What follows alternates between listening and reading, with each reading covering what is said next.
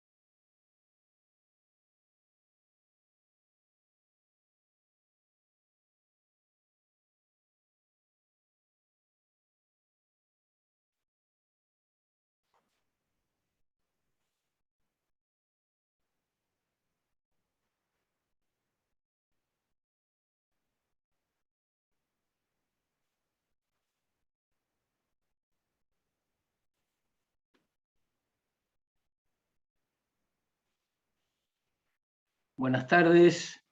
¿Me están escuchando bien? Buenas tardes. Buenas tardes. Hola, buenas tardes. Bueno, Buenas tardes. ¿cómo va todo? ¿Bien? Bien, bien. Bueno, Bien, bien. Por ahora. no, tiene que seguir bien. Bueno, yo les había dicho en la clase anterior, el jueves, que si bien conmigo tienen los días jueves, probablemente yo tenía que reemplazar al doctor Nagore, que estaba de viaje, y bueno, efectivamente es así, así que hoy voy a reemplazar al doctor Nagore y no vamos a seguir con el tema que habíamos visto en la clase pasada, sino que me voy a abocar al tratamiento de los temas que fueron asignados al doctor Nagore, como para no alterar el curso de la cursada, valga la redundancia. Así que vamos a iniciar la unidad 5, que se refiere a la etapa introductoria y al ejercicio de la defensa. Ustedes ya vieron, supongo que ya vieron, el proceso y también cuáles son las etapas del proceso. Los procesos generalmente los podemos dividir en 3 etapas distintas. Una primera etapa que se llama etapa introductoria, una segunda etapa que se llama etapa probatoria y finalmente una tercera etapa que se llama etapa decisoria. Dentro de la primera etapa, que como dije se llama etapa introductoria, el origen, el nacimiento del proceso se produce a través de la interposición de una demanda. Una demanda que contiene la pretensión del actor. Y también involucra la contestación de esa demanda.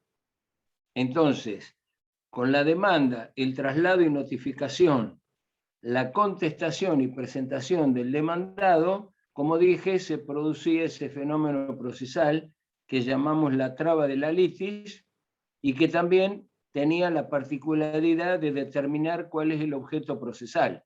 Ahora tenemos las dos partes, cada uno con su rol, y vamos a saber en definitiva de qué se trata este proceso. Y ahí termina la primera etapa. Luego seguirá con el ofrecimiento de prueba, apertura, producción de prueba, etcétera, etcétera. Pero hoy vamos a hablar de la etapa introductoria. Y dentro de lo que es la etapa introductoria, vamos a hablar del ejercicio de la defensa. A modo de introducción, digo que ustedes recordarán, esto es una cuestión de raigambre constitucional. Ustedes recordarán, la Constitución Nacional, el artículo 18, habla del debido proceso. Y dentro de lo que nosotros podemos llamar el debido proceso, dentro de ese concepto tenemos varios elementos. Uno, el derecho a ser juzgado por un juez natural. También tenemos el derecho de poder demandar. Y también tenemos el derecho a ser demandados y en consecuencia, como tales, o sea, como demandados, hacer uso del ejercicio de la defensa. ¿Qué defensa? Y aquella defensa que nosotros, demandados, consideremos como la más apropiada precisamente para hacer uso y ejercicio de este derecho de defensa. Si nosotros tuviéramos que conceptualizar defensa y excepciones, yo diría que, como dije en la clase pasada en otro ejemplo, hay entre la defensa y las excepciones una relación de continente a contenido. La defensa sería el continente y la excepción sería el contenido. ¿Por qué digo esto?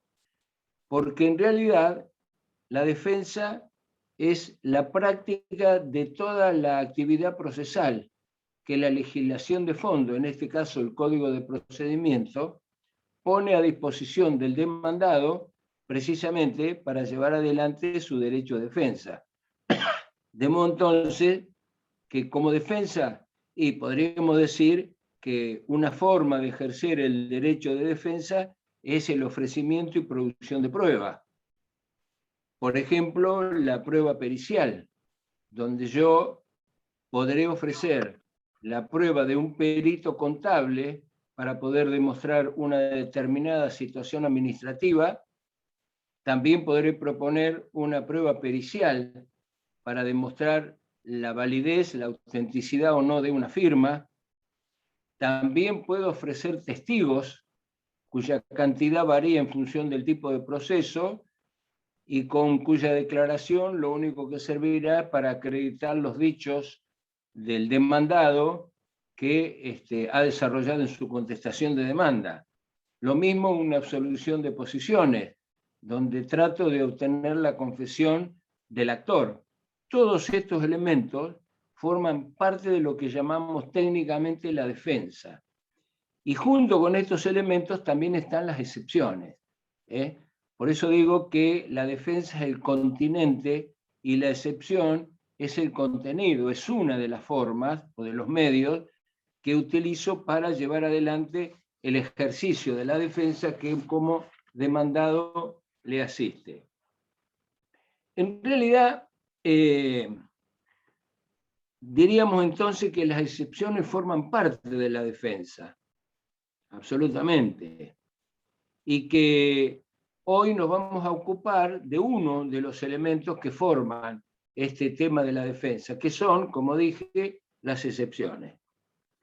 Si nosotros tuviéramos que intentar alguna clasificación con respecto a las excepciones, yo diría que hay dos formas, o dos métodos, o dos maneras de clasificar. Una es en relación al momento procesal en que estas excepciones se resuelven. Y entonces ahí podemos hablar de excepciones o excepciones de previo y especial pronunciamiento. Las excepciones, en general, son aquellas que, independientemente del curso del proceso, van a ser tratadas y van a ser resueltas por el juez en la sentencia definitiva. En tanto, las excepciones de previo y especial pronunciamiento son aquellas excepciones que van a ser tratadas prácticamente al inicio del proceso. Y ustedes me dirán, bueno, pero ¿cuál es la diferencia? Bueno, la diferencia es que depende del tipo de excepción de que se trate, porque vamos a ver que otra clasificación que admite o admiten las excepciones en relación a los efectos en el proceso es que algunas pueden ser de carácter dilatorio, en tanto otras pueden ser de carácter perentorio. ¿Qué significa esto? Aquellas excepciones que se consideran como de carácter dilatorio son aquellas excepciones cuyo efecto en el proceso y cuya finalidad es solamente retardar el proceso, nada más. Por eso llaman dilatorias, porque dilatan el proceso, lo retardan. Y en realidad no impiden su continuidad. Son excepciones que una vez resuelta, el proceso continúa. Y después están las otras, que son las perentorias. Aquellas que ponen fin al proceso, ponen fin a través del dictado de una sentencia definitiva y la orden de archivo de las actuaciones. Les voy a dar un ejemplo para que les quede claro. Una excepción de prescripción es una excepción de orden perentorio. ¿Y por qué es una excepción de previo y especial pronunciamiento? Porque imagínense ustedes que si yo en el momento que contesto la demanda, lo que le estoy diciendo al juez es que esta acción que interpone el actor ya prescribió, no tiene sentido continuar con el proceso, sino previamente resolverla. Al ver, ¿es verdad que prescribió o es solamente un error, un entendimiento o por ahí una artimaña del demandado? Entonces, por eso se llama previo y de especial pronunciamiento, porque esta prescripción, una vez que se abra a prueba y el juez dicte su sentencia, va a ser lugar o no De modo que si hace lugar a la excepción, no tiene sentido continuar con el proceso. Imagínense entonces que en este caso sería absurdo desarrollar todo el proceso con todas sus etapas, lo cual implica audiencias, implica escritos, implica ofrecimiento de prueba, implica producción de la prueba, para finalmente decir, en realidad esto prescribió. Bueno, si prescribió, ¿para qué continuamos entonces? Lo razonable en este caso es resolverla. Por eso es una de las que se llama de previo y especial pronunciamiento, porque si la acción del actor, como efectivamente dice el demandado, ya prescribió, no tiene ningún sentido. Sería un verdadero dispendio jurisdiccional el hecho de continuar con un proceso que de antemano sabemos que está prescripto. Entonces, la segunda clasificación, como dije, son aquellas excepciones dilatorias que solamente dilatan el proceso, retardan el proceso durante un determinado plazo de tiempo, pero no impiden su continuidad. O sea, retardan el proceso actual, vigente, pero de ninguna manera impide que se continúe. Un caso típico de una excepción dilatoria y, por ejemplo, la excepción de incompetencia. El hecho de que un juez sea incompetente no significa que el proceso no pueda seguir. El hecho de que una demanda sea objeto de una excepción de defecto legal en el modo de proponer la demanda, tampoco significa que la demanda no deba prosperar. En todo caso, habrá que decirle al actor que aclare algunas cosas respecto a la demanda y el proceso continúa. En tanto, las otras, no. Las otras que son perentorias, como dije, llevan al dictado de una sentencia que pone fin al proceso y mediante la cual se ordena el archivo de las actuaciones. Bueno, ¿hasta acá se entendió? Sí, doctor. Bueno. Seguimos.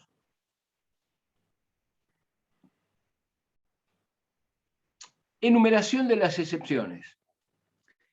El artículo 345 del Código de Procedimiento nos enumera cuáles son las excepciones, y lo hace a través de 8 incisos.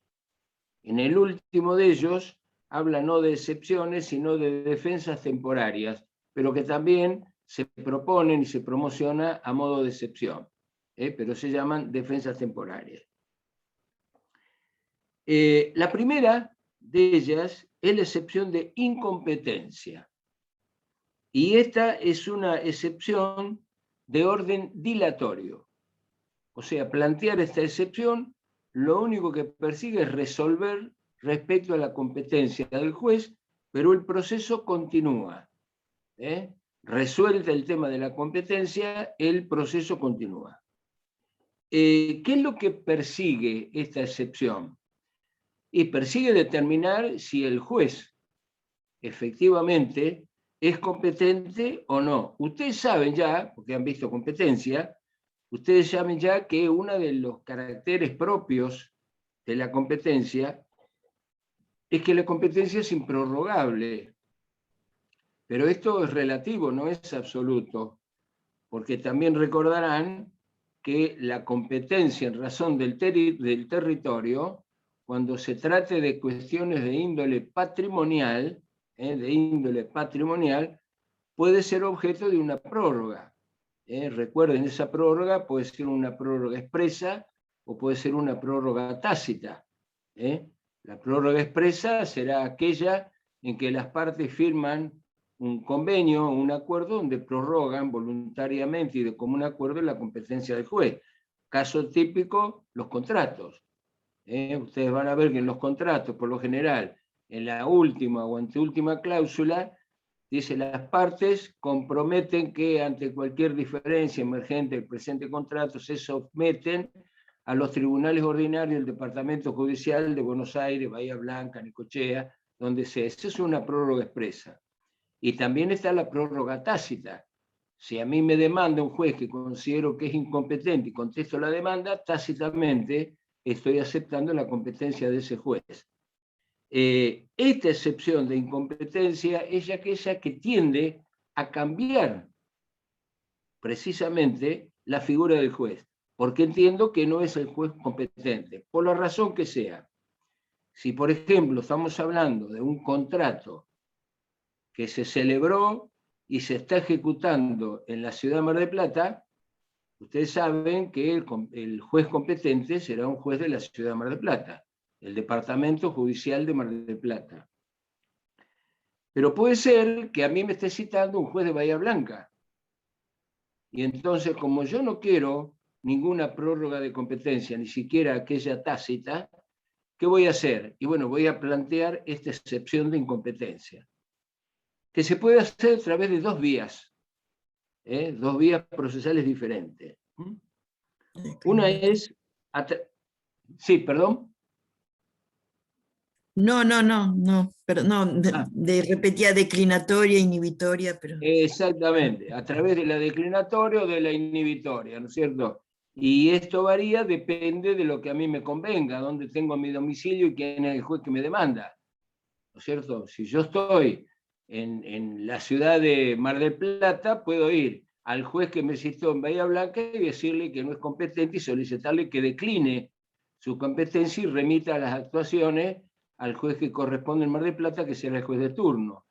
Pero también me puedo presentar al juez de Mar del Plata y también oponer la excepción de incompetencia, decirle cuáles son mis fundamentos y solicitarle que a través de un oficio o a través de una rogatoria le solicite a su colega de Bahía Blanca que se inhiba de seguir actuando en este proceso y le remita el expediente. También recordarán ustedes que por allí se puede dar el caso de que los dos jueces digan yo no soy competente, o que los dos jueces digan yo soy competente, con lo cual se estaría planteando una cuestión de competencia, ¿no? Estoy repasando un poco, y ahí tendríamos una cuestión de competencia positiva o negativa. Lo que sí les sugiero es que ante una, porque esto es pregunta-examen, entonces, ¿quién resuelve esta cuestión de competencia? Sea positiva. ¿Siempre resuelve la Cámara? No, no es el órgano el órgano jerárquicamente superior común a ambos. Ahora sí. Porque si yo le planteo la incompetencia en la Cámara de Mar del Plata a un juez de Bahía, el juez de Bahía le va a decir al juez de Mar del Plata, ¿y vos quién sos? Y al revés lo mismo. De manera entonces, quien debería resolver esto es precisamente ¿quién?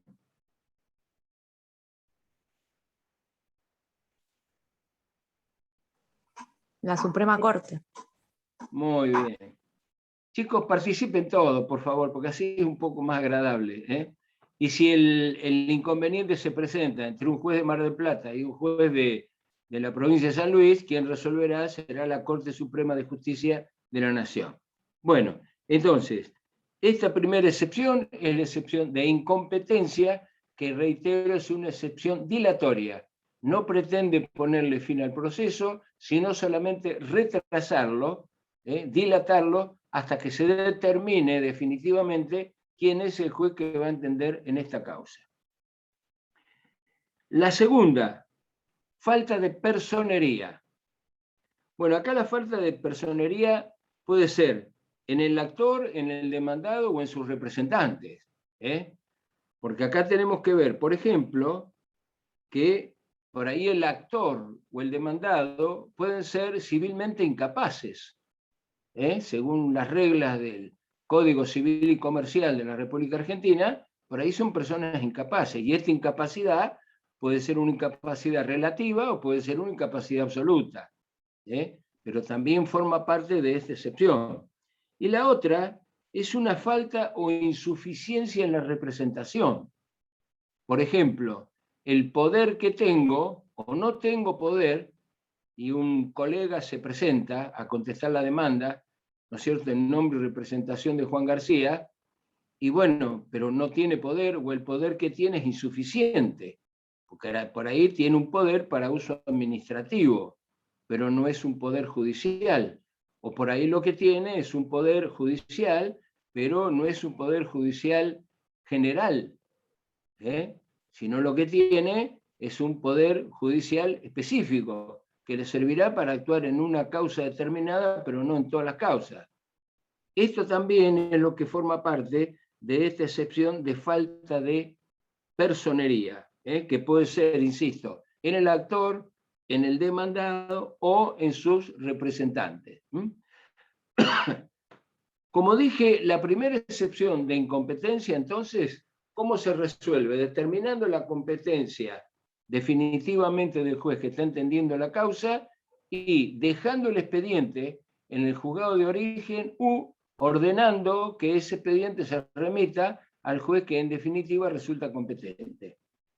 La excepción de falta de personería, bueno, si lo que hay es una incapacidad civil por parte del actor o del demandado, que puede ser, como dije, relativa o absoluta, bueno, tendrá que presentarse alguien que tenga la representación suficiente, civilmente hablando. Y si se trata de una excepción de falta de personería, bueno, también esta es dilatoria. ¿Por qué? Porque el juez lo que va a hacer es darle un tiempo, que esto no está escrito en ningún lado, dependerá del juez, puede ser un plazo de 3 días, puede ser un plazo de 5 días, puede ser un plazo de 24 horas, esto depende del juez.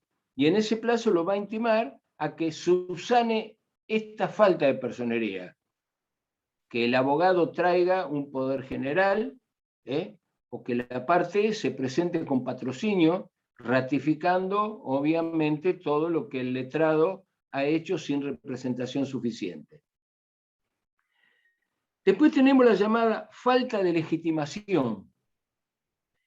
Esta no es dilatoria, esta es perentoria. ¿Por qué? Porque esa falta de legitimación puede ser una falta de legitimación activa o puede ser una falta de legitimación pasiva. Si yo tengo una falta de legitimación activa, significa que yo no tengo la facultad y el derecho de tener o de proponer ninguna pretensión contra el actor. Supongamos, si yo tengo una acción de daños y perjuicios, bueno, en realidad yo no soy personalmente quien ha sufrido el daño o el perjuicio, y en consecuencia no estoy facultado legítimamente para actuar contra el demandado. O de manera inversa, quien causó el daño, quien causó el perjuicio no es el demandado. Puede ser alguien con el mismo nombre, y esto ocurre muy a menudo. Puede ser un hijo que se llama igual que el padre, tiene el mismo domicilio. Bueno, en ese caso, cuando el demandado no es la persona indicada, lo que puede hacer es oponer esta excepción de falta de legitimación, en este caso pasiva o activa. Pero esta es de orden perentorio, porque una vez que se ofrece la prueba y se produce la prueba, y queda ya entonces jurídicamente demostrado, o bien que el actor no tiene facultades para tomar ese rol de actor, porque no está legitimado, o bien el demandado no resulta la persona que está legitimada pasivamente para el reclamo. En consecuencia, en este proceso, ¿qué vamos a hacer? No tiene sentido continuar con el proceso. Razón por la cual es una excepción de tipo perentoria. Pone fin al proceso y habrá que iniciar un nuevo proceso.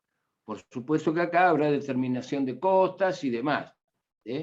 La excepción tiene una sustanciación que ahora en un rato vamos a ver, con producción de prueba y demás, pero esta es la finalidad entonces de esta excepción de falta de legitimación activa o pasiva.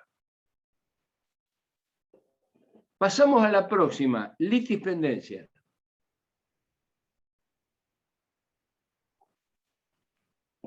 Esta excepción procede cuando la pretensión que se ha incluido en la demanda que le estamos cursando al demandado, ya se está tratando en otro órgano judicial. Para darles un ejemplo, en el Juzgado Civil y Comercial número 3 hay un expediente donde García le reclama a Fernández, por ejemplo, por incumplimiento de contrato. Pero en el Juzgado número 7, también García le reclama a Fernández por ese mismo contrato por los daños y perjuicios derivados de su incumplimiento. Entonces, acá tenemos dos causas que, si bien no son idénticas, tienen conexidad. Muchas veces se da que sea una cuestión de una causa propia, donde hay una litispendencia que se llama litispendencia propia, que es cuando exactamente la misma cuestión se está reclamando en un juzgado, pero ya hay otro donde también tramita el mismo expediente, con otro número, con otro juzgado, con otro juez, pero las demandas son idénticas. Esa sería lo que se llama una litispendencia propia. O también puede ser una litispendencia impropia, que es cuando hay cuestiones conexas. Por ejemplo, lo que dije recién, en un juzgado estoy reclamando por el incumplimiento del contrato, pero nada más. Y mi demanda se refiere solamente al incumplimiento contractual. Y en otro juzgado propongo y promuevo otra acción pidiendo daños y perjuicios. ¿Y daños y perjuicios por qué? Y porque esos daños y perjuicios son una consecuencia del incumplimiento de ese contrato. Bueno, acá lo que hay es una conexidad, por eso es una litispendencia impropia, porque hay una conexidad y en consecuencia hay una identidad de sujeto, objeto y causa, pero por una cuestión de conexidad. Esto es entonces la litispendencia. ¿Y qué es lo que perseguimos acá? Porque también la litispendencia es una excepción que en definitiva es de orden dilatorio. ¿Y por qué es de orden dilatorio? Porque lo que le estoy diciendo al segundo juez es: señor juez, esta misma cuestión está siendo ventilada en el juzgado número 1.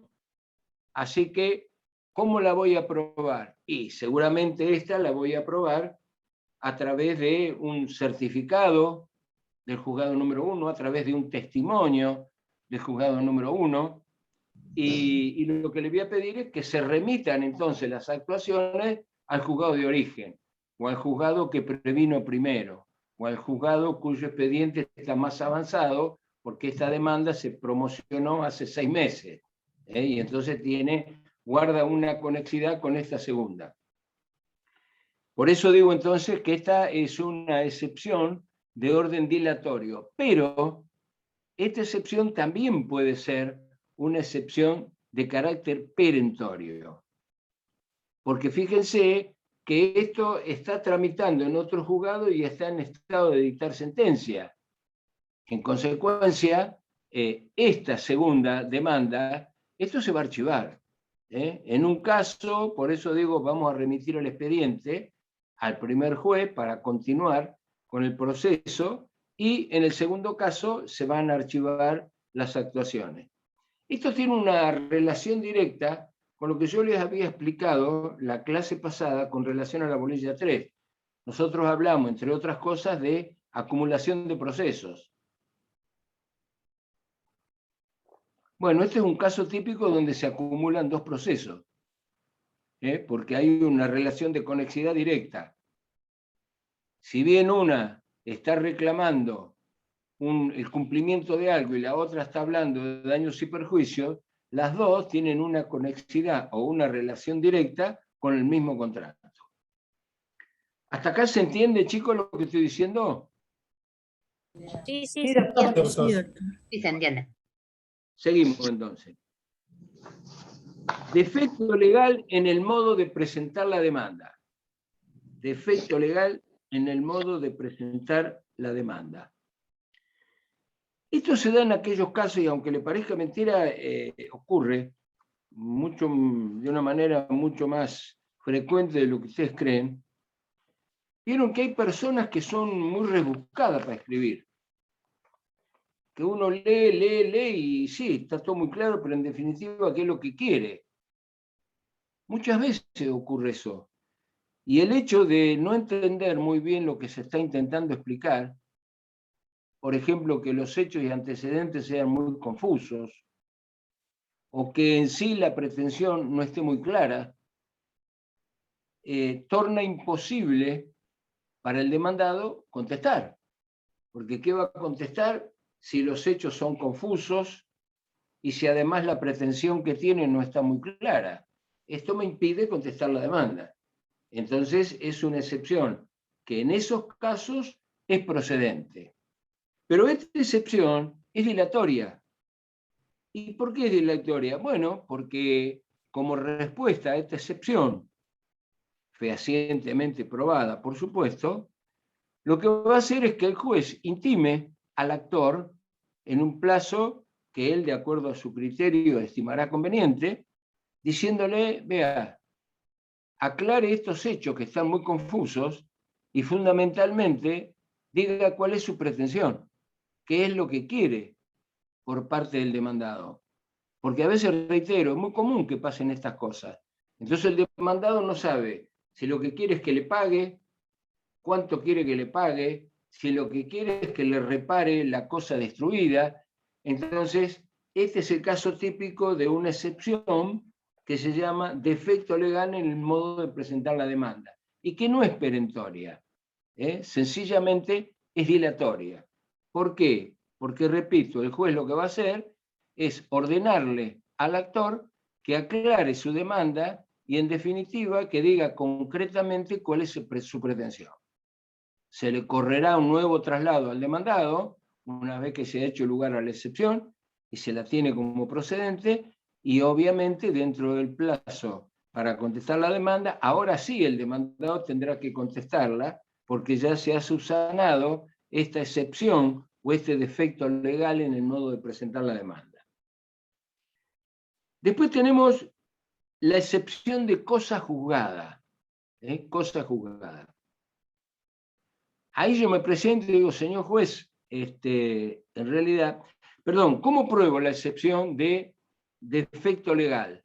Bueno, esto surge de la demanda misma. Por supuesto que podré puntualizar algunas cosas. Por ejemplo, podré decir, fíjese que en el relato de los hechos, acá no hay fecha, no hay circunstancias, no se detalla absolutamente nada de los hechos, y con respecto a la pretensión tampoco, porque en la pretensión lo único que dice es que me solucione el problema. ¿Y cuál es el problema? Entonces, acá lo que se va a ordenar es precisamente, como dije, una corrección de la demanda y la determinación precisa y concreta de cuál es la pretensión. Entonces, la prueba de esta excepción, en este caso, simplemente es remitirlo al juez a la demanda, indicándole algún que otro punto. Señor juez, si quiere, acláreme usted a ver qué es lo que pretende, porque no lo entiendo, y dígame a ver cuáles fueron los hechos, porque está todo mezclado acá.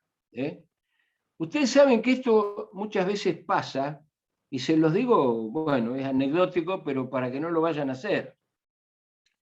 Con esto de la informática, ustedes saben que es muy cómodo tener un modelo de demanda, ¿no? Entonces directamente copiamos y pegamos, copiamos y pegamos. Pero siempre digo, hay que saber copiar, y más que eso hay que saber pegar. Porque, por ejemplo, a mí hace muy poco tiempo, mi cliente recibió una demanda donde eran dos automóviles, uno era un Mercedes-Benz y el otro era una Coupé Toyota, y resulta que en el medio del detalle de los hechos y antecedentes apareció un camión 1114 que no tenía nada que ver con nada, y respecto de lo que uno no puede contestar. Porque ¿qué le voy a contestar respecto de algo que no se relató? Bueno, esto da lugar a una excepción de defecto legal en el modo de presentar la demanda. Copia bien, pega bien y escribí mejor. Bueno, ¿Alguna pregunta hasta acá, chicos? No, ninguna pregunta. Bueno, sigo entonces. Cosa jugada, ustedes ya lo saben. Pregunta, doctor. ¿Sí? Una pregunta. Sí, la falta de personería era perentoria, ¿no es cierto? ¿Cuál? La falta de personería. No, la falta de personería es dilatoria.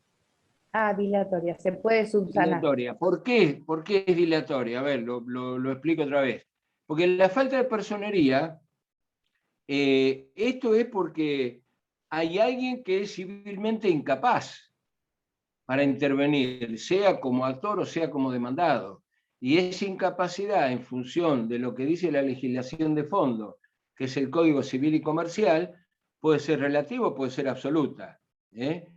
Y también la falta de personería es cuando no hay una representación suficiente. Muchas veces recibimos una demanda donde se presenta un colega que se presenta representando a su cliente y el escrito no tiene la firma del cliente, pero tampoco se acompaña un poder. En consecuencia, ahí tenemos una falta de personería, porque en realidad el colega puede trabajar como letrado patrocinante, y en ese caso tendría que estar su firma acompañada por la de su cliente, o puede trabajar como abogado apoderado, y en ese caso tiene que traer un poder. Bueno, cuando no está ni la firma del cliente ni hay un poder, este es el caso típico de una falta de personería. O por ahí el poder que trae es un poder insuficiente. Es un poder que su cliente le dio, pero actuar, por ejemplo, ante el fuero administrativo. O por ahí no es un poder general para juicio, un poder especial, pero especial para otro proceso. Acá se da el caso de la falta de personería. Y esto no pone fin al proceso, sino que el juez lo que va a hacer es darle un tiempo prudencial, que a veces no es tan prudencial, porque hay jueces que lo intiman para que en el plazo de 24 horas subsane el problema. ¿Cómo? Y bueno, o que tu cliente ratifique todas las actuaciones, seguís como letrado patrocinante con la firma de tu cliente, o trae un poder que sea válido. Entonces, es un error subsanable. Como es un error subsanable, se puede continuar con el proceso, en consecuencia, no es perentoria, sino simplemente dilatoria. Bueno. Gracias. No, por favor. Cosa jugada. Ustedes ya saben de qué se trata. Ya hubo un proceso en el cual se trató exactamente lo que están pretendiendo tratar ahora y se dictó una sentencia definitiva. No importa lo que dice esa sentencia. Si esa sentencia puede hacer lugar al demandado, lugar al actor, no importa. Lo que importa es que ese proceso terminó, y terminó con una sentencia definitiva. Ustedes acuérdense que el modo normal de terminación de un proceso es el dictado de la sentencia definitiva. Entonces, si tenemos una sentencia definitiva que además está firme y consentida, porque ya han pasado el plazo para poder apelarla, esa sentencia se encuentra firme. Si esa sentencia se encuentra firme o se encuentra consentida, significa entonces que esa sentencia hace las veces de autoridad en cosa jugada. En consecuencia de esto no se puede volver a hablar. ¿Cómo se prueba esta excepción? Bueno, lo podemos probar de varias formas. Una puede ser con una copia certificada de la sentencia. Si este juicio tramitó en el juzgado número 13 y ahora tengo una demanda por la misma causa en el juzgado número 11, bueno, o puedo ir al juzgado 13 con una fotocopia de la sentencia y el original que está en mi poder y pedirle al auxiliar letrado que me certifique esta fotocopia, como que es una copia fiel del original, o puedo, si no, pedirle al juzgado de origen que me haga un testimonio donde se acredita que por sentencia definitiva dictada en los autos tal y tal, en tal fecha, se ha resuelto la cuestión planteada. Cualquiera de las dos vías sirve. Ahora, esto de cosa jugada obviamente es perentoria, porque acá le ponen fin al proceso y sobre esto no hablamos nunca más, que es uno de los caracteres típicos de la cosa jugada. estamos hablando de cosa juzgada material, no de cosa juzgada formal. Ustedes saben que la cosa juzgada formal puede eventualmente ser tratada en otro proceso, como ocurre, por ejemplo, una sentencia de un proceso ejecutivo. Hace cosa juzgada, pero hace cosa juzgada formal. ¿Por qué? Y porque el demandado, hoy condenado, puede promover lo que se llama un conocimiento ordinario posterior. Tiene 30 días para hacerlo. ¿Y de qué van a hablar? De la misma cosa que fue objeto en este juicio ejecutivo. Y ahí estamos en presencia de una cosa juzgada formal. Acá estamos hablando de una cosa juzgada material. Es decir, sobre esto no volvemos a conversar. Después tenemos otra excepción que dice transacción, conciliación y desistimiento. Acá son 3 en 1, como los alfajores. Vienen que vienen algunos alfajores que no se pueden comer, son enormes, 3 en 1. Bueno, esto es lo mismo.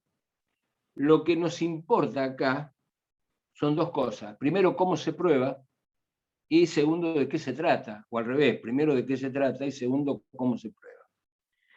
Es muy común, ocurre muy a menudo, que se confunda la transacción con la conciliación.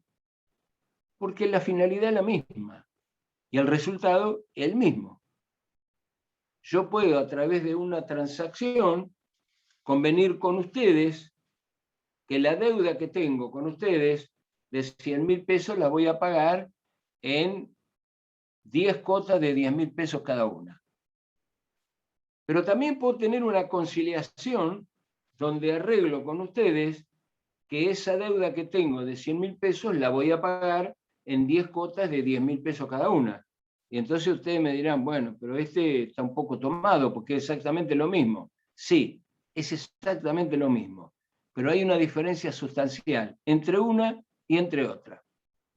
En principio, la transacción y la conciliación es un acuerdo en común que celebran el actor y el demandado a través de un acta que pone fin a la controversia. Ahora, la diferencia es que la transacción es un acta acuerdo donde actor y demandado resuelven ponerle fin al litigio y terminar con la cuestión, y lo presentan ante el juez para que sea homologado. Obviamente, si esto no tiene nada de ilegal, nada de ilegítimo, el juez lo va a homologar. Y a partir de la homologación judicial, ese acta de acuerdo privado entre actor y demandado se torna de cumplimiento obligatorio. ¿Por qué? Y porque los acuerdos que son judicialmente homologados tienen los efectos de sentencia pasada en autoridad de cosa juzgada. Es igual que una sentencia en cuanto a la obligatoriedad de cumplimiento.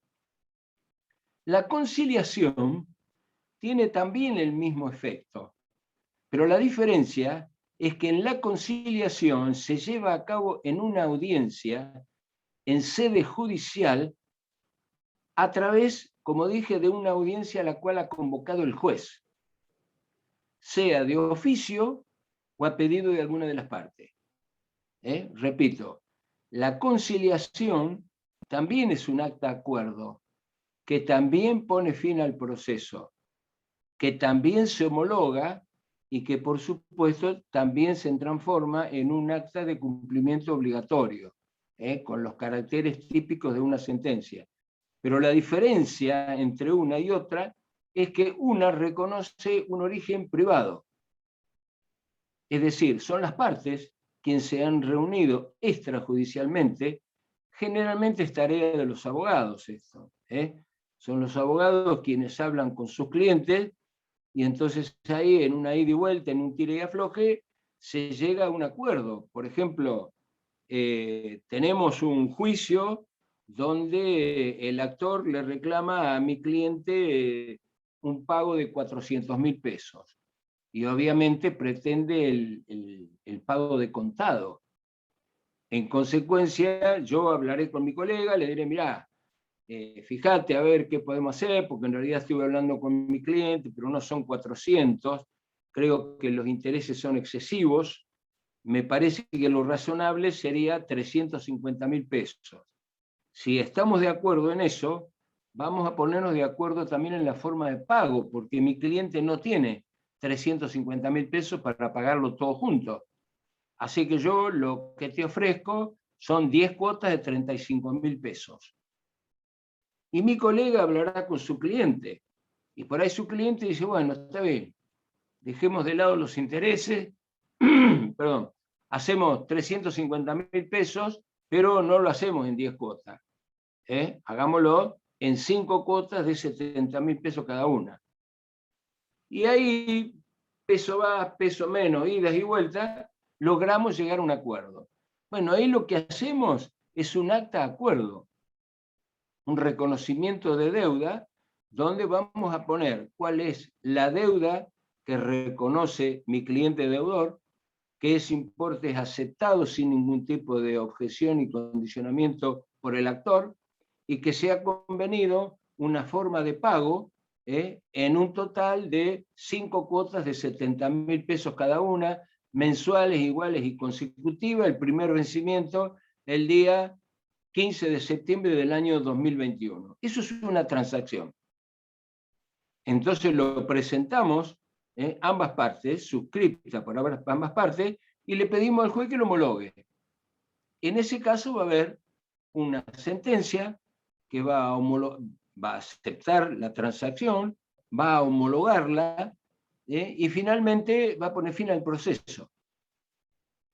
Ahora, si esta transacción o esta conciliación nosotros la hemos hecho o hemos ido a una audiencia y en presencia del juez hemos llegado a esto, a 350.000 pesos en 5 cuotas de 70.000, y esto está homologado, mañana no puede el mismo actor reclamarme el pago de 400.000 pesos.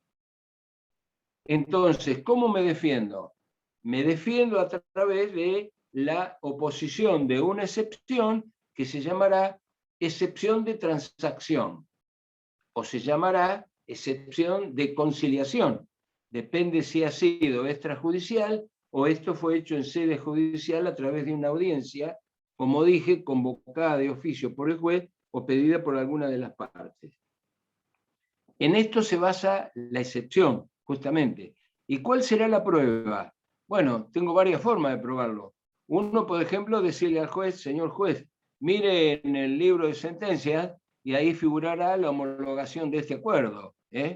Fíjese que también figura la audiencia que está en el libro de audiencias, donde concurrimos las partes. O mire el expediente y ahí lo va a tener. O directamente llevo la copia de la transacción, que está firmada por las partes, por los abogados y por el juez.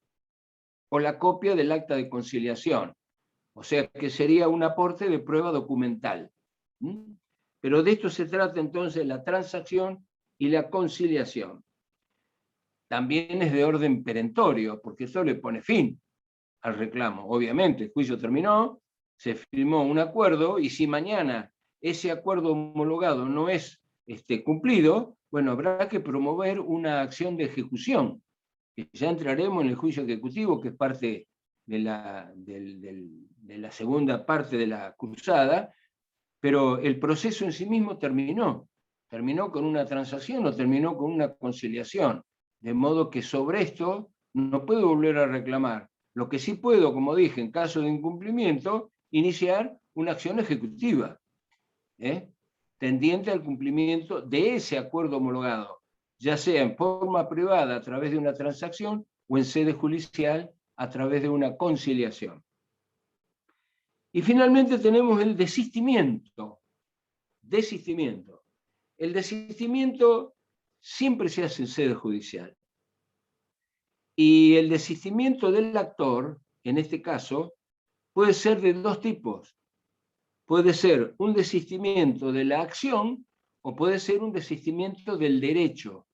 Y cada uno tiene su particularidad, que los hace sustancialmente diferentes. ¿Por qué? Porque lo primero que hay que tener en cuenta acá a ver cuál es el momento del proceso en el cual yo presento el desistimiento. Y esto sí pretendo que lo tengan en claro porque se pregunta. Lo primero que tenemos que ver, ¿de qué se trata?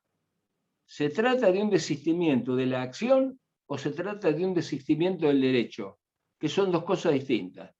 Si yo desisto como actor de la acción, significa que dentro de 20 días puedo iniciar otro proceso. Porque yo, y por la misma causa, porque estoy desistiendo de esta acción. Mientras que si yo desisto del derecho, significa que de esto no puedo reclamar nunca más. ¿Por qué? Y porque justamente estoy renunciando, desistiendo de mi derecho, ya no de la acción. La acción forma parte de un derecho. Entonces puedo iniciar otro proceso con posterioridad. Pero si desisto del derecho, significa que ya no podré iniciar ninguna otra acción judicial que tenga relación con este proceso con el cual estoy planteando el desistimiento. Y también es muy importante que ustedes tengan en cuenta el momento procesal en el cual se hace el desistimiento. ¿Por qué? Porque si yo lo que estoy haciendo es desistir del derecho, no importa cuándo lo hago. Y obviamente al demandador importa mucho menos. Porque si yo desisto apenas iniciado el proceso, si yo desisto a mitad del proceso, es lo mismo para el demandado. Porque sabe que estoy desistiendo de esto y de volver a promover una demanda de iguales características en el futuro. Ahora, si lo que yo estoy haciendo es desistir de la acción, acá tenemos que ver en qué momento del proceso lo hago. Si yo lo hago antes de la notificación de la demanda, yo no lo consulto con nadie. Porque como dije, la demanda antes de que sea notificada es propiedad del actor. Después será propiedad del actor y del demandado, y ya no es lo mismo. Entonces, si desisto de la acción o del derecho antes de que se corra traslado y sea notificada la demanda, no necesito la conformidad de nadie. Basta sencillamente con el desistimiento formal por parte del actor. Ahora, si lo que yo estoy haciendo es desistir de la acción en el curso del proceso y una vez notificada la demanda, ahí necesito la aprobación y la conformidad del demandado. ¿Por qué? Y porque estoy desistiendo de la acción, chicos. Yo dentro de 20 días puedo iniciar otro juicio exactamente igual y nada me lo impide. Entonces, acá lo que va a hacer el juez es exigir por parte del demandado su aprobación y aceptación de este desistimiento. Doctor, y si el sí. demandado no acepta, tiene que continuar cuando es la acción. No, si el demandado no acepta, sigue el juicio. Sigue el juicio. Sigue el juicio en el estado que se encuentra, exactamente, no cambia nada. Esto por ahí resulta un poco curioso, pero ocurre bastante a menudo. Yo les digo, imagínense un proceso en el cual el actor demandó y el demandado contestó la demanda y presenta toda su prueba documental. Obviamente, el demandado va a contestar y a presentar su prueba documental en una relación estrecha, no solo con la pretensión, sino con los hechos y antecedentes que ha descrito el actor en su demanda. Y también con la documental que presentó el actor. Por ahí el actor dice, no, en realidad, de todos los pagos que me debía, en realidad no pagó ninguno, pero resulta que sí pagó los 3 primeros. Entonces sabe el actor que de acuerdo al estado actual de este proceso es muy probable que lo pierda. Y si lo pierde, va a correr con las costas también. Entonces, ¿qué hacemos? Y vamos a desistir. Sería muy justo no pedirle la aceptación por parte del demandado, porque el demandado es parte con los mismos derechos. Entonces, ¿qué le va a decir el abogado del demandado? No, no aceptemos el desistimiento.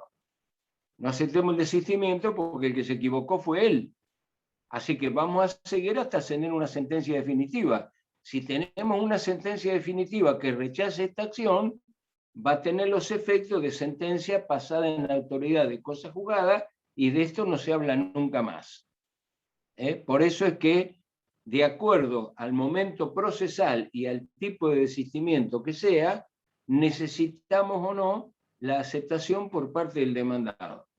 Repito, si se trata de un desistimiento del derecho, no hace falta la aprobación del demandado en ningún momento del proceso, sea antes de notificar la demanda, sea en el medio del proceso, porque al desistir el derecho, de esta cuestión no hablamos más. Si se trata de desistir de la acción, de esta acción, bueno, si desiste antes de notificar la demanda, el demandado ni se va a enterar, pues no le va a llegar nunca la demanda. En cambio, si intenta desistir en medio del proceso, el demandado puede aceptar o no. Si acepta, se termina este proceso, pero queda abierta la posibilidad de otro. Entonces, si el demandado no acepta el desistimiento, sin ningún trámite más el proceso sigue. ¿Cómo? En las condiciones que se encuentra. No se podrá modificar, no se podrá ofrecer nuevas pruebas, absolutamente nada. Lo que está, está. Las cartas están sobre la mesa y la cosa sigue así. ¿Se entendió esto? Sí, Ahora, sí. perfecto. Sí, doctor. Sí, Sí, doctor. Bueno, perfecto. Hay otras que está al final de este artículo del 345, que son las llamadas defensas temporarias.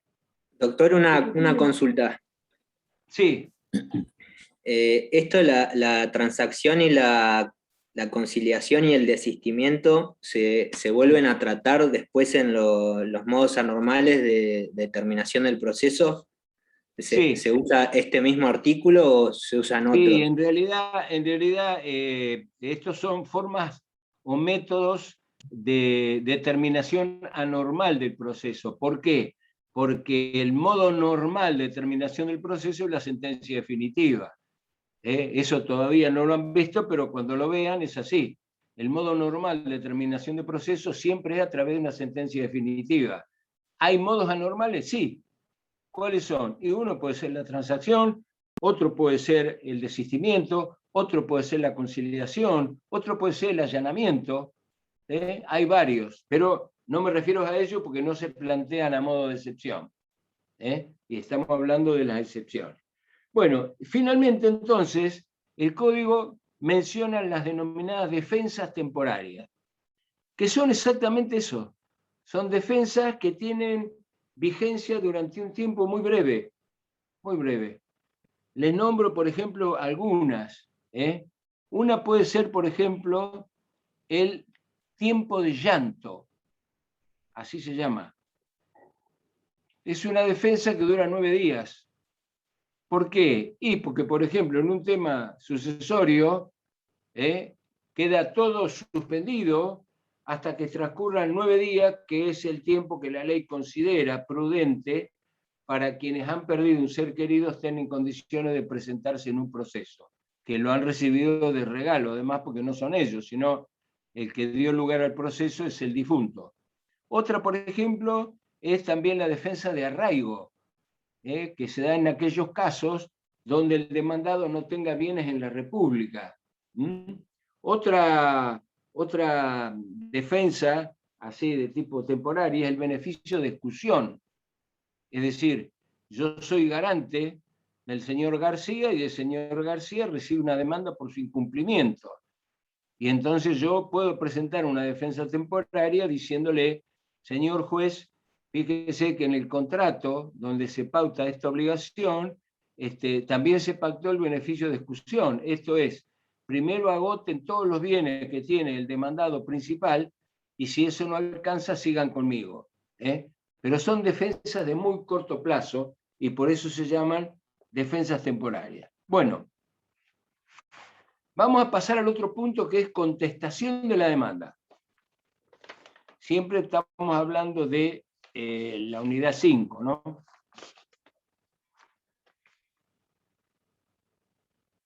¿Qué es la contestación de la demanda procesalmente hablando?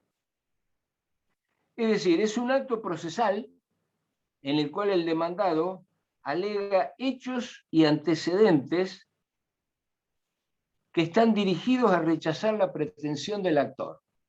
Y efectivamente, es un acto procesal. Yo diría que más que un acto procesal es una carga procesal, porque el demandado tiene la obligación de comparecer, estar a derecho y contestar la demanda.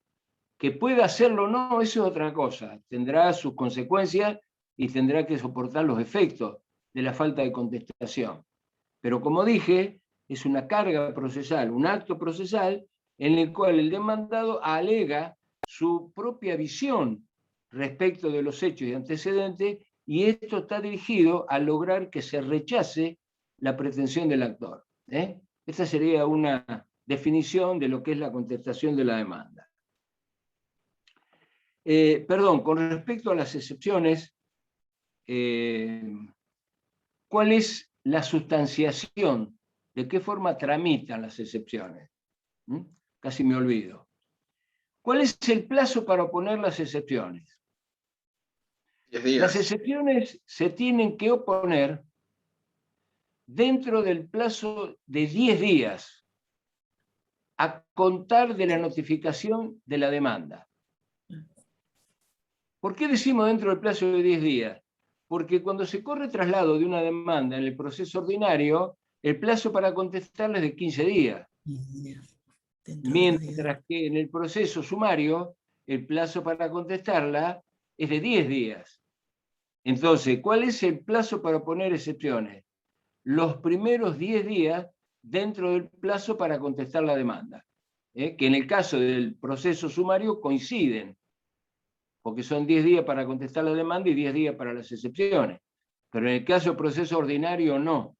Y esto es muy importante, porque si yo pongo una excepción con la contestación de la demanda en un proceso ordinario, la oposición de excepciones va a ser extemporánea, porque se hizo más allá de los primeros 10 días. Entonces ese es el plazo para oponer las excepciones. De las excepciones planteadas se le va a correr traslado al actor. Al oponer excepciones es prácticamente como una pequeña contestación de demanda. ¿Por qué? Y bueno, porque tengo que hacer la presentación, el objeto procesal será que vengo por el presente en tiempo y forma a poner la excepción de falta de legitimación activa. Después tendré que poner cuáles son los fundamentos, por qué entiendo que hay una falta de legitimación activa, y finalmente voy también a ofrecer la prueba de la que me voy a intentar valer, y agregaré toda la documental, que como ustedes ya saben, la documental se agrega siempre con la demanda o la contestación de la demanda, no se puede hacer con posterioridad. De modo entonces que con la presentación del escrito de oposición de excepciones, voy a acompañar la documental y voy a ofrecer la prueba que entienda que corresponde. De esa presentación, de esa oposición de excepciones, el juez va a correr traslado al actor. ¿Por qué plazo? Por el mismo plazo. Y el actor entonces tendrá que contestar esa oposición de excepciones exactamente con la misma carga procesal. Acompañar la prueba documental si tiene, ofrecer la prueba y producirla después.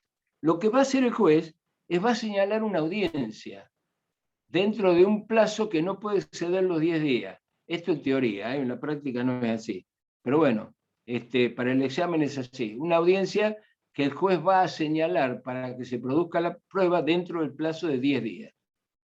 Y en el plazo de 20 o 30 días, el juez tendrá que dictar la sentencia haciendo lugar a la excepción o rechazando la excepción. Esta es la sustanciación y el trámite que corresponde procesalmente para la oposición de una excepción. Bueno, ahora sí, contestación de la demanda. Como dije entonces, la contestación de la demanda es una carga procesal, o si quiero en un acto procesal, a través del cual el demandado va a alegar hechos y antecedentes y va a ofrecer y producir toda su prueba. Esto con la finalidad de que el juez rechace la pretensión del actor. ¿Cuáles son los plazos para la contestación de la demanda? Depende del tipo de proceso. Si estamos en un proceso ordinario, el plazo para contestar la demanda será de 15 días. Obviamente hablamos siempre de días hábiles, ¿eh? Y si se trata de un proceso sumario, el plazo para contestar la demanda será de 10 días. Y si hablamos de un proceso sumarísimo, el plazo para contestarla será de 5 días. ¿Eh? ¿A partir de cuándo se cuentan estos 15 días, 10 días o 5 días, reitero, hábiles? Se cuentan a partir del día que la demanda ha sido fehacientemente notificada. Si yo soy notificado de la demanda hoy, el plazo se empieza a cortar a partir de mañana, días hábiles, 15, 10 o 5, según corresponda al tipo de trámite procesal del que estemos hablando. ¿Cuáles son los efectos de la contestación de la demanda en relación al proceso? Acá podemos hablar de dos tipos de efectos. Podemos hablar de los efectos procesales y podemos también hablar de los efectos formales. Dentro de los efectos procesales hay dos que ya los nombré. Uno es, queda efectuada, conformada la traba de la litis. Y entre la contestación que tiene su pretensión y tiene sus hechos y antecedentes, y la contestación de esa demanda, que también va a tener sus hechos, sus antecedentes, ahí también va a quedar determinado definitivamente el objeto procesal. Como dije, la contestación de la demanda produce la traba de la litis, porque ahora ya tengo dos partes que están en litigio porque tienen pretensiones opuestas. Entonces ahí se produce la traba de la litis. Pero también queda determinado el objeto procesal, porque en definitiva vamos a ver qué es lo que quiere el actor y vamos a ver qué es lo que pretende el demandado, precisamente al contestar su demanda. Y después tenemos los formales. Los formales. A ver, uno de los efectos más importantes es que al contestar la demanda se produce la prórroga de competencia tácita. Repito, se produce allí la prórroga de competencia tácita. Y voy al mismo ejemplo que di hace un rato. Tenemos un contrato que fue celebrado y ejecutado en la ciudad de Mar del Plata. Y la ley dice que justamente, y supongamos un contrato de locación de un inmueble de Mar del Plata, y la ley dice que la competencia del juez será del juez que corresponda de acuerdo al lugar de celebración, de ejecución del contrato y donde se encontrare el objeto que forma parte de ese contrato, en este caso el inmueble. Pero como dije, a mí me demandan en Bahía Blanca. Entonces, si yo contesto la demanda en Bahía Blanca, ahí se produce exactamente lo que dije recién. Hay una prórroga de competencia tácita. ¿Por qué? Y porque la prórroga de competencia o la excepción de incompetencia tiene que ser presentada en el primer escrito. Entonces, si al contestar la demanda, que es el primer escrito, yo no planteo la competencia del juez, tácitamente la estoy aceptando. Entonces es uno de los efectos formales. Y la otra es con respecto a las excepciones previas. Una vez que yo contesté la demanda, ya no puedo poner excepciones previas después. Porque yo les dije que es dentro de los primeros 10 días. De modo que si estoy en un proceso sumario, contesté la demanda dentro de los primeros 10 días. Y si no puse excepciones, ya no lo puedo hacer después, porque se venció el plazo. Con más razón en un proceso ordinario. Si en el proceso ordinario estoy contestando la demanda después de 15 días, obviamente que con posterioridad tampoco podré oponer ninguna de las excepciones previstas en el artículo 345. Bueno, ¿hasta acá más o menos se entendió todo lo que venimos viendo? Sí, se entendió. Sí, Sí, doctor. perfecto. Bueno, perfecto. Vamos a dejar entonces para la clase que viene la determinación de los requisitos del artículo 330, que son los mismos requisitos para la interposición de la demanda, con respecto a la formalidad, la determinación de los hechos y antecedentes, invocar cuál es la pretensión, constitución de domicilio, denunciar domicilio real, etcétera, etcétera, y las consecuencias de no hacerlo. Y vamos a seguir con los otros puntos del programa también, pero esto lo vamos a hacer el próximo lunes. Conmigo se van a ver el próximo jueves, ahora, el jueves de esta semana, pero vamos a continuar tratando los puntos de la bolilla 3. Y el próximo lunes, si es que el doctor Nagore no ha regresado, seguiré entonces tratando los temas de la bolilla número 5. ¿De acuerdo? Sí, sí. Gracias, doctor. Muchas gracias por la presencia. Entonces nos vemos el jueves. Hasta la Gracias. próxima. Chao, hasta el jueves. Gracias, hasta luego. Gracias. El jueves. Gracias.